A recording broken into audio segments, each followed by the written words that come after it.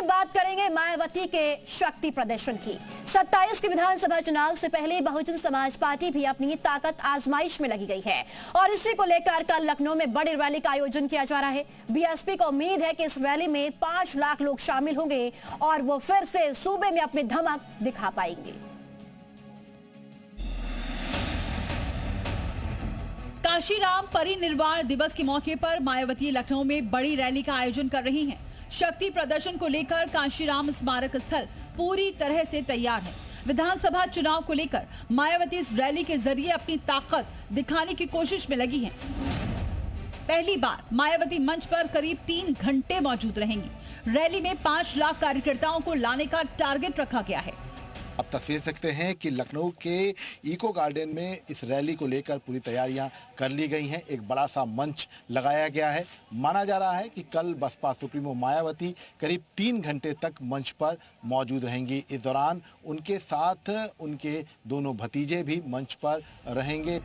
Party में नई जान फूंकने और अपने कोर वोटर्स को साधने के लिए मायावती ने हर नेताओं कार्यकर्ताओं को अलग अलग जिम्मा सौंपा है।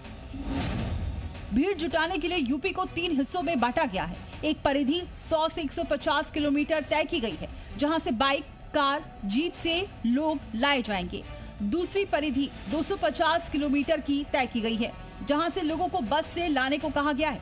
तीसरी परिधि में ज्यादा दूरी वाले जिले रखे गए हैं, यहाँ से भी लोगों को बसों के जरिए लाने को कहा गया है। टिकट के दावेदारों को भी भीड़ जुटाने को कहा गया है।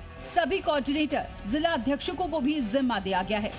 मायावती पंचायत और विधानसभा चुनाव को लेकर अभियान की फिर से शुरुआत कर रही हैं। हालांकि बीजेपी कह रही है कि दूसरे दलों को चुनाव के वक्त अभियान की याद आती है।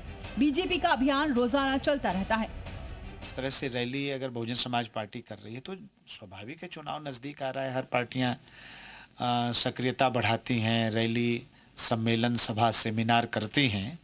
एक भारतीय जनता पार्टी को छोड़कर हमारे यहाँ तो चुनाव रहे चाहे ना रहे, निरंतर और एक नहीं 3-3, 4-4, 5-5 अभियान चलते रहते हैं। नए अंदाज में नजर आने वाली बीएसपी सुप्रीमो मायावती नई जिम्मेदारियों के साथ आकाश आनंद इस रैली के जरिए वोटर्स को कितना साध पाते हैं, ये तो वक्त बताएगा।